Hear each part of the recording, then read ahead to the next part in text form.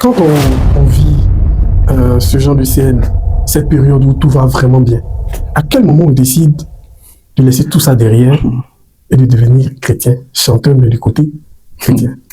Là, vous touchez un point sensible de ma vie. Hein. Bon, comme je le disais tout à l'heure, j'étais sollicité de gauche à droite. Donc, j'étais parti du coupé-décalé du côté zouk. D'accord. Coupé-décalé, ensuite zouk. Voilà. Okay.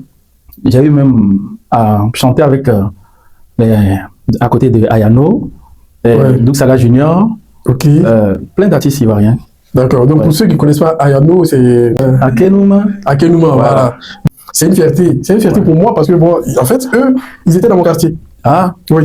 Moi, j'étais encore au CM2 quand ça crépitait à quel moment, mais c'était, tu vois.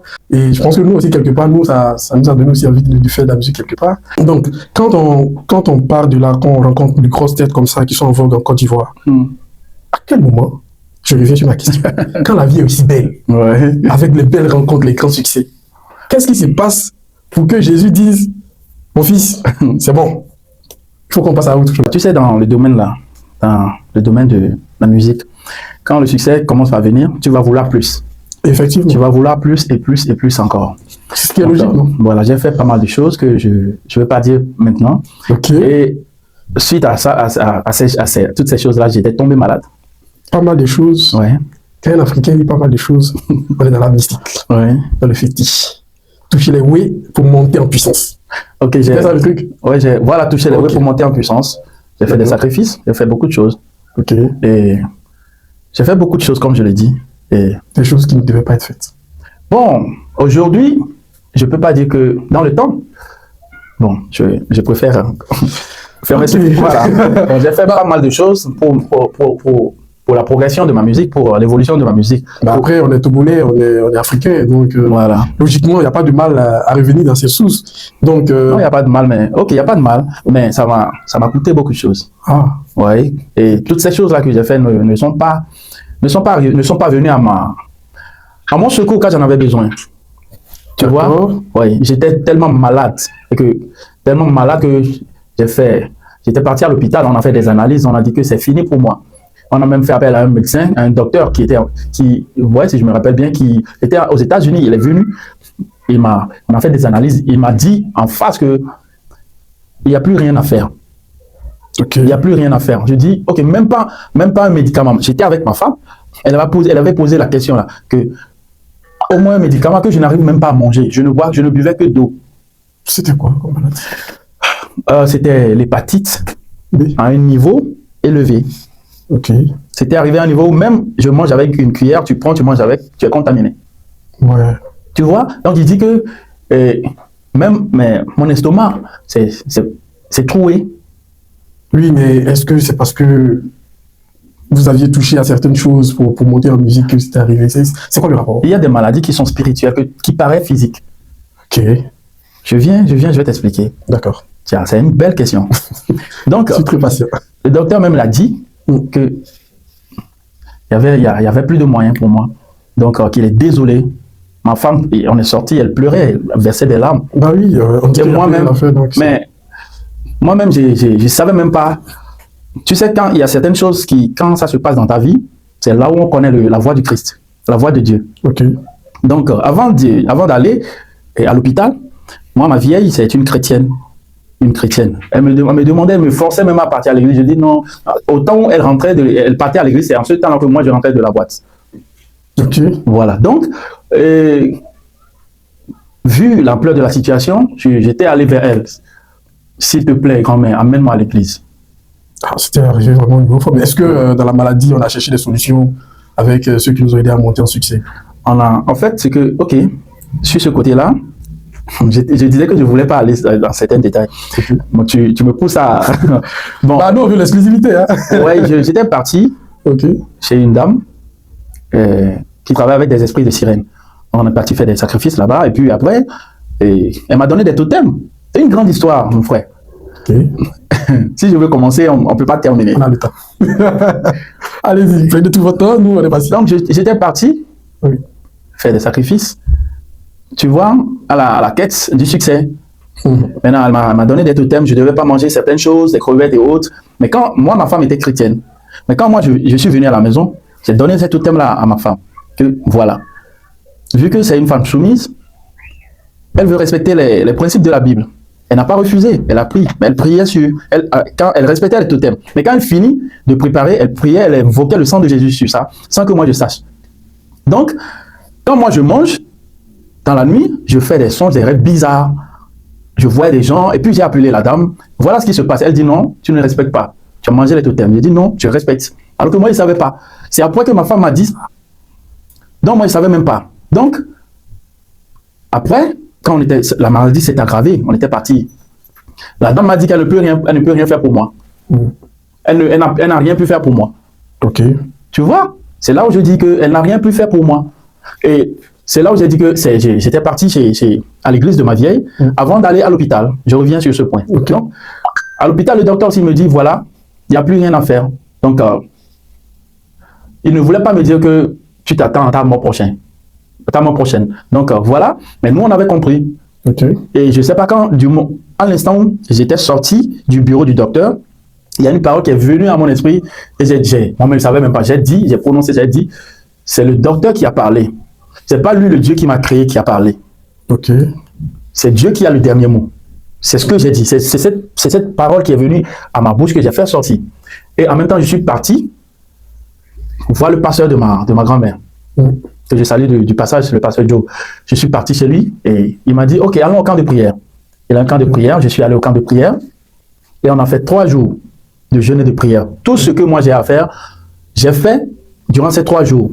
J'ai dit, je n'ai pas oublié la phrase là. Jésus, pardonne-moi. Jésus, aide-moi. Jésus, sauve-moi. Ces 3 phrases là. Jésus, pardonne-moi. Jésus, aide-moi. Jésus, sauve-moi.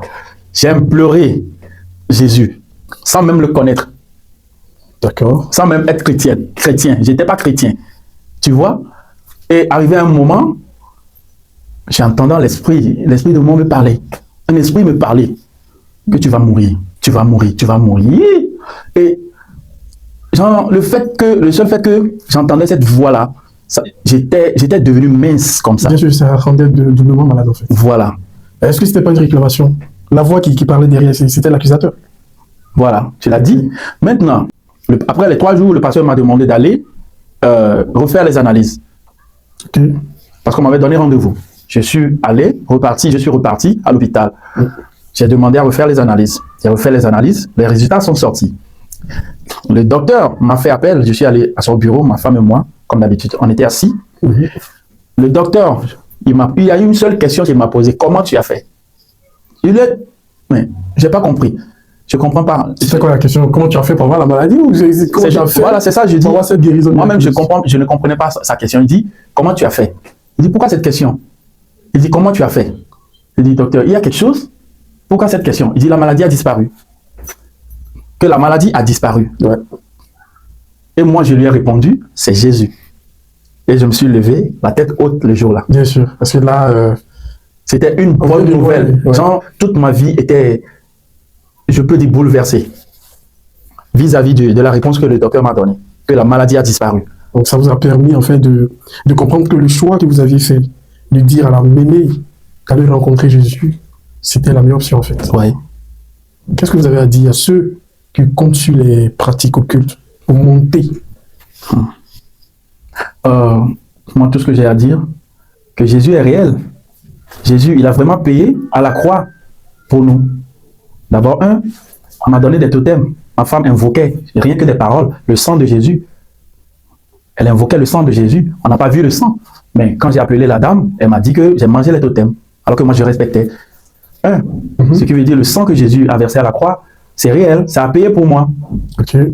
Même, quelle qu'en soit la situation dans laquelle tu te trouves à l'instant où je parle, Jésus-Christ, il n'y a rien qu'il ne puisse faire. Garde la foi, confie-toi à lui. Confie-toi à lui. Il n'abandonne jamais. Le seul ami, le seul parent, la seule personne que moi je peux conseiller à qui que ce soit, c'est Jésus. En tout cas, c'est un témoignage qui, moi, personnellement, qui me touche parce que, à la base, tu vois, je me disais que, est-ce que peut-être on l'avait accosté peut-être dans la rue, on parlait de Jésus, et puis bon, il a laissé tout derrière lui, il est parti. Mais après, là, le témoignage de la maladie, où l'esprit dit que c'est bon, c'est fini pour toi. Et ce qui est intéressant, c'est que l'esprit vient te rappeler que tu vas mourir. Ouais. Et en fait, il parle à l'esprit. Il dit, écoute, tranquille, c'est moi qui te donnais la gloire. Aujourd'hui, tu es malade, tu as goûté à mon totem, mais tu vas mourir. Sois-en certain.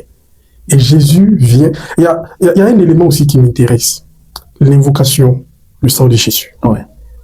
Avant d'arriver sur l'invocation du sang de Jésus, je veux savoir, est-ce que quand vous êtes revenu du pacte signé, est-ce que vous avez avisé madame pour lui dire, écoute chérie, moi je viens de tel endroit pour que ma carrière puisse vraiment décoller, et donc voici ça et ça et ça et ça, je ne dois plus manger. Bien sûr, je lui ai dit, je lui ai expliqué, mais en fait, ce qui est étonnant dans cette histoire-là, je lui ai dit qu'il y a même des pasteurs Qui le font. Voilà. Parce que j'ai vu un pasteur là-bas. Ah, ok. Tu comprends? Il y avait quelqu'un là-bas qu'on appelait pasteur, parce que moi, je n'étais pas chrétien. J'étais pas chrétien, un vrai chrétien, j'étais pas. Mais moi, en fait, à la base, j'aime Dieu. De base. Oui. Mais j'étais pas chrétien. Comme on le dit, en tant que chrétien, tu dois pas partir là-bas. Si tu as Dieu, pourquoi tu vas? Le Tout-Puissant. Mais pourquoi aller là-bas alors que tu as déjà Dieu? Donc, je suis venu, je lui ai dit, elle voulait s'opposer, mais je lui ai dit non. Il y a même les pasteurs mais elle, au fond, elle savait que c'était pas bien. D'accord. En fait, là aussi, ça m'interpelle parce qu'on est en train de bouger, puis on est dans quelque chose de très, très. Je te dis même, après avoir fait les sacrifices là, tout ça là même là, il y a des gens qui ont commencé par rêver de moi, qui me voyaient sur de grandes scènes, mais qui voyaient une grande dame avec de longs cheveux derrière moi. Ils me voyaient sur des affiches, des grands panneaux, mais il y a en même temps dans leurs rêves. Et si vous voulez, vous pouvez appeler l'hôpital Saint-Joseph, clinique Saint-Joseph de Lomé. Vous demandez à telle date 2015, je peux vous donner toutes les preuves. Je ne suis pas venu inventer quoi que ce soit. Non, rassurez-vous. Ouais. Après, moi, il y a un élément qui m'intéresse sur votre épouse, en fait. Vous lui donnez l'information. C'est la transparence dans le couple. Ça ne fait pas partie de nos thèmes, mais c'est un élément qui doit vous intéresser. Le monsieur, il part, il revient, il donne l'information exacte à son épouse. Il lui dit, voici ça et ça et ça que je ne dois pas pratiquer. C'est une question que je profite en même temps pour lancer. Est-ce que, quand on est occultiste, il faut épouser un chrétien? Voici. Parce que si ce mariage mixte n'avait pas existé, peut-être que la carrière aurait continué. Sans problème. Non, parce que là, vous consommiez le sang de Jésus. Oui, mais je serais déjà mort. Peut-être pas. Peut-être pas. Moi-même, je savais que c'était la fin.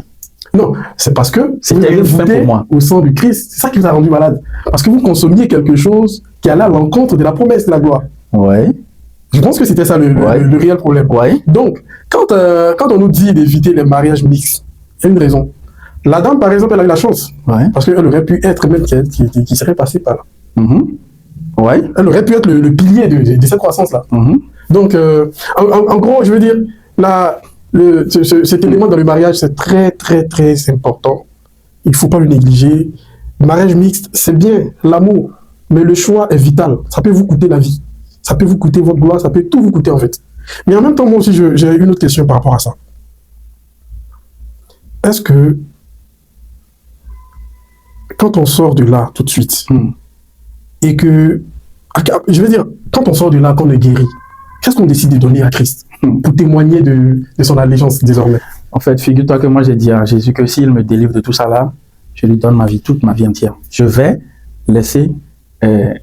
cesser d'être un artiste mondain. Pour être un chanteur. Ouais, je mettrai mon talent, ce qu'il lui m'a donné, à sa disposition. Je vais le servir. Donc quand on sort de là, c'est quoi le premier morceau? C'est Bon Blanc Boudoum. Ça veut dire quoi? Je suis ébahi. Ok. J'ai pas de mots. D'accord. C'était ça le titre de la chanson? Oui. Et vous pouvez donner un peu?